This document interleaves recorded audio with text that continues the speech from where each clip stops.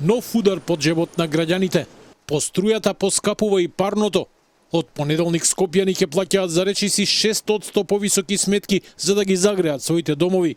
Одлуката ја соопшти денеска првиот човек на регулаторна комисија Марко Бислимовски, објаснувајќи дека поскапувањето се прави за да се инвестира во мрежата која е стара повеќе од 60 години. Многу малку е инвестирано во оваа мрежа и поради тоа факт е дека во оваа грејна сезона имаме голем број на поплаки од граѓаните.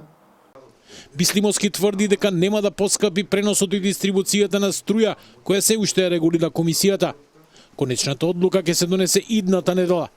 Универзалниот снабдувач Евенхоум вчера соопшти дека поскапела струјата која ја купува од ЕСМ за идната година да ги покрие домакинствата. Државните електрани на тендерот понудија за речиси 5% повисока цена, па наместо 62 како досега, Евенхоум ќе плаќа по 65 евра за мегават. Експертите се песимисти дека после ова од 1 јануари нема да има поскапување на струјата.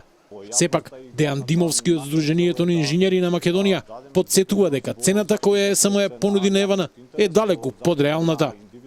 Треба да бидеме свесни дека ЕСМ генерира загуба и за да ја покриеме таа загуба представува јавен интерес заради тоа што доминантен собственик во ЕСМ е државата и треба да оди цената повисоко, односно да се обидеме да ја следиме производствената цена, реалната производствена цена на електричната енергија од нашите производствени капацитети, државни производствени капацитети. Меѓутоа, од другата страна треба да бидеме свесни и за добивките, односно профитот кој што го остварува дистрибутерот на електрична енергија. Ако во тие коефициенти нешто таму се намали и се скрати, тогаш постои мала надеж дека може да остане цената иста. Во ваков случај, јас не сум оптимиста дека цената на електричната енергија ќе остане иста.